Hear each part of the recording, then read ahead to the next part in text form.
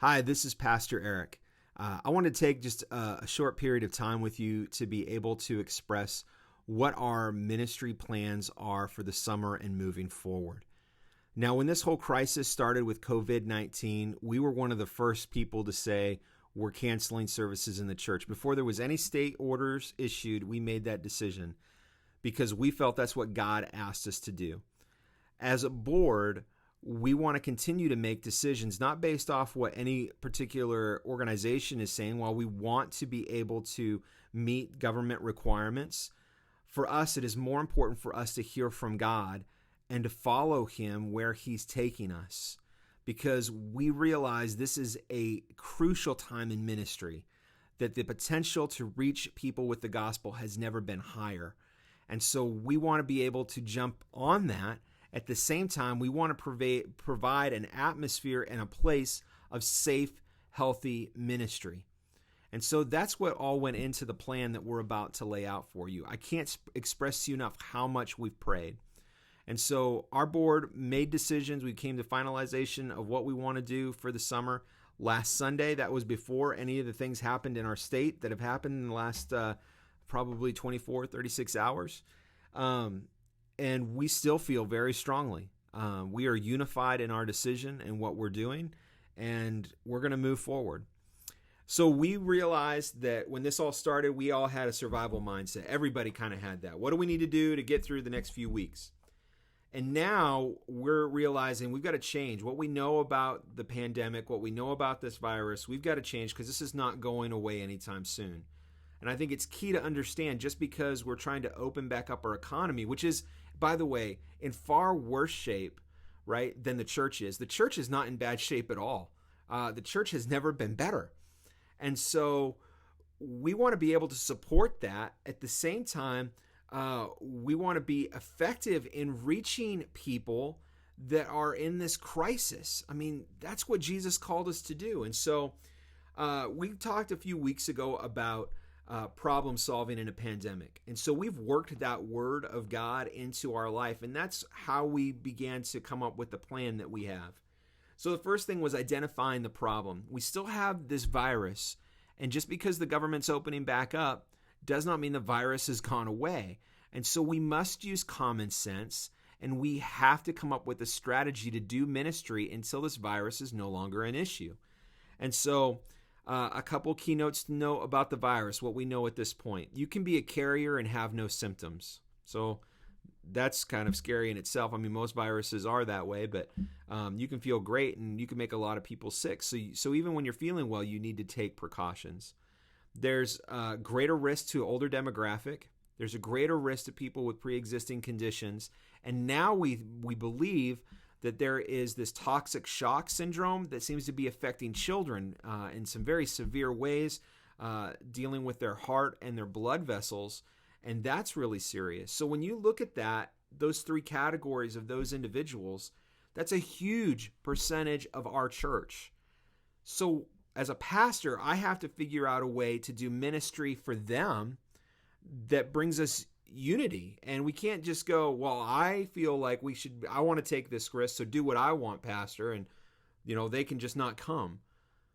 That's not an answer. And so there has to be an answer that brings unification to us and may require some sacrifice, but provides the most benefit to be able to help those continue to grow that already know Jesus, and at the same time maximizing the opportunity to reach the people who need Jesus in their life. So the number one question we had to ask ourselves was, what is Jesus asking us to do? And it's really simple. He's asking us to reach people, to effectively reach people with the gospel. That's it. Effectively reach people with the gospel. That means everything pre-COVID that was on our plate, on our agenda, that did not meet that needs to be wiped from the board right now. Our number one goal is effectively reaching people with the gospel. That is the number one priority. So that has to be at the top of the list in everything that we do. We then have to do a risk assessment. And what is the greatest ministry rewards at the most reasonable risk? And we asked a lot of questions. speaking of asking a lot of questions, I reached out the last several weeks to an abundance of people, because Proverbs 11:14 says, where there is no guidance, the people fall, but in an abundance of counselors, there is victory. So I have been on teleconferences and phone calls with pastors and emerging leaders in the Assemblies of God nationwide, just not in Wisconsin, nationwide. I wanted the broadest net possible. I've talked to leaders in churches over 2,000, and I've talked with leaders in churches of under 35. I've talked to our missionary partners that are on the front lines in places like Spain and Europe and Asia, and just to try to get to understand what they're doing, how their ministries are thriving. And by the way, missionaries are great at doing this because their entire career is about thinking outside the box. And so just learning from them has been so valuable. And then I've talked to our district leadership, to our national leadership, and I've talked to local pastors in this area. And so things are all over the map. And I think the important thing is there is not one answer that works for everybody here. What God wants people to do, in Alaska is not necessarily what he wants people to do in Wisconsin, is not necessarily what God wants people to do in Florida. We've got to figure out a strategy that works for us. And so what is God specifically asking us to do to reach our community? And I would just want to say again, when I met with the board, we are all unified in this decision. We are all on the same page. And I'd encourage you, before I say anything else, if you have not listened to the message that we preached on May 17th, called I got the title over here, That's Not Normal.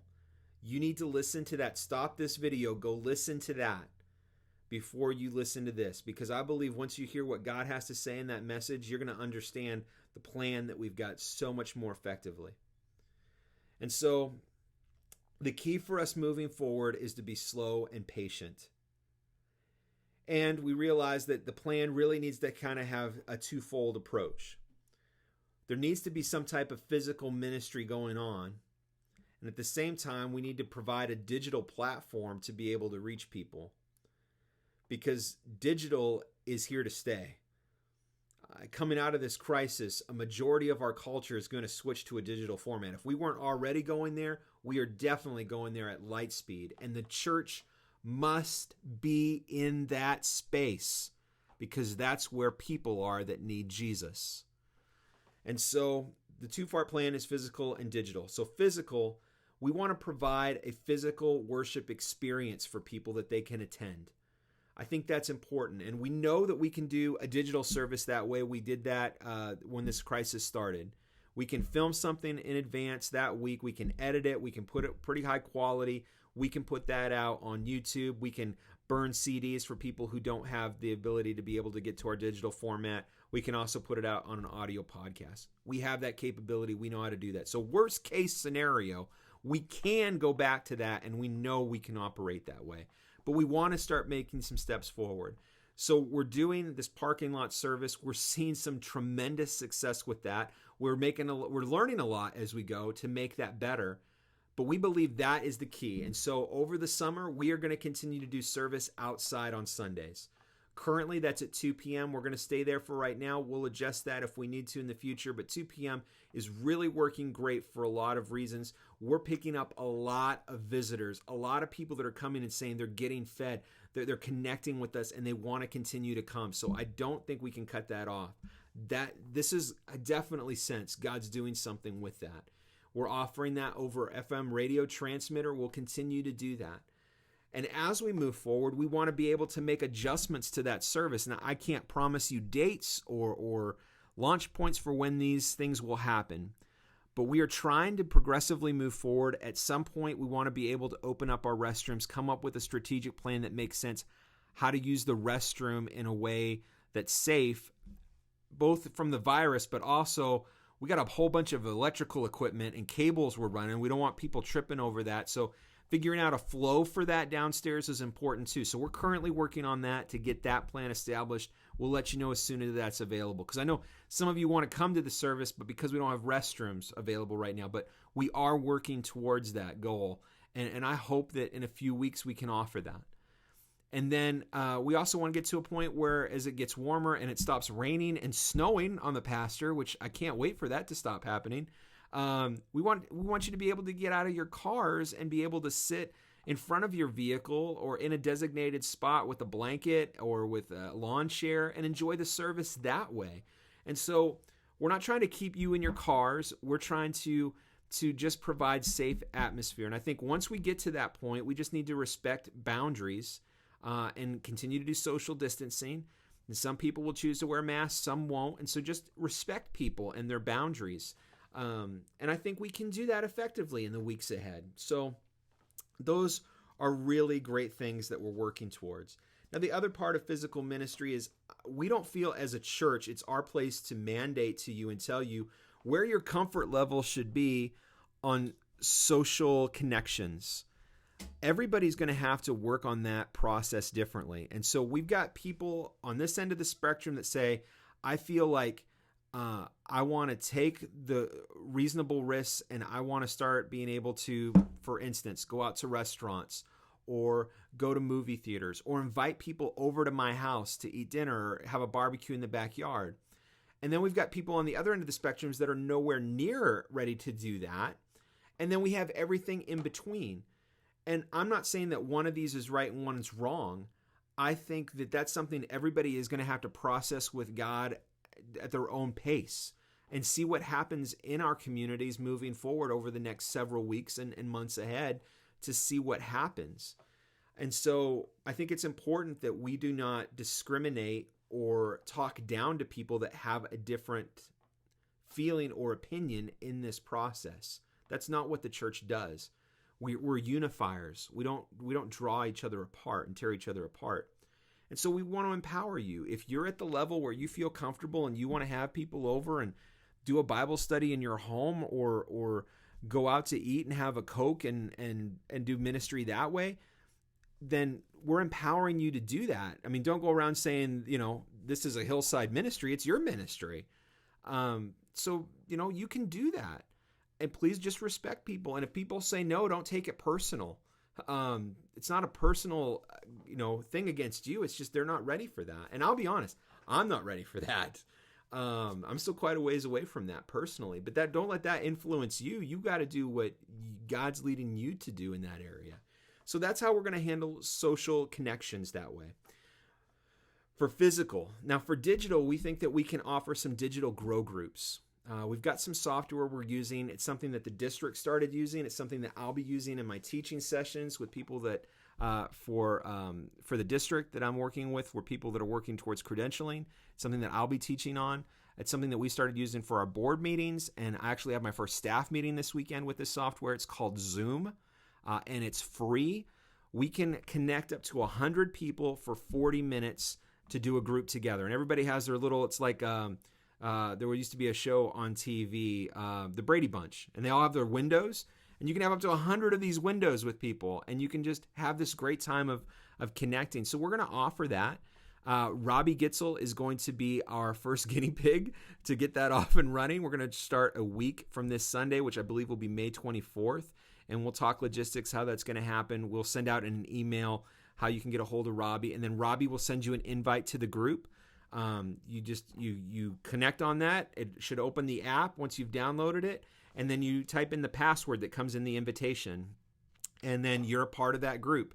And if you want to learn how to use the software, it's really simple. Go to YouTube, type in how to use Zoom on whatever device you're using, a phone, a tablet, a PC, a Mac, and there's videos there to walk you through that. And so we'd love to try to connect that way. There might be some bumps along the way, but we'll get there.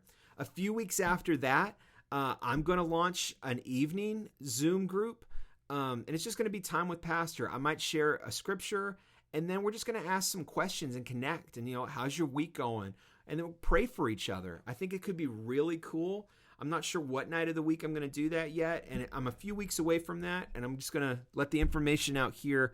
Pam and I are in the process of buying a house, and that's why we haven't started doing that yet. It's just really hectic, and we'd like to just be able to have some place, some spot, and make sure we have internet where we can just do that and just be in our home and connect with you guys that way. So that's coming. We're also looking at starting a digital children's ministry in June. Jackie has been working a full-time job teaching kids online, which is not easy, trying to get her own kids through school.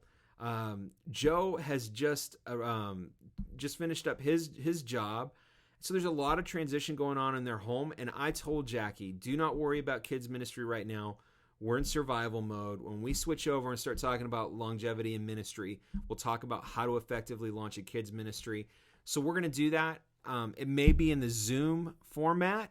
It might be in a YouTube format. We're going to keep it to about 30 minutes, but we want to give our kids some way of connecting. And so we will let you know, parents, when that's available. We're meeting right now and discussing, and there's a lot of things that we're processing, trying to figure out the best plan. And we'll try something. If it doesn't work, we'll switch and try something else.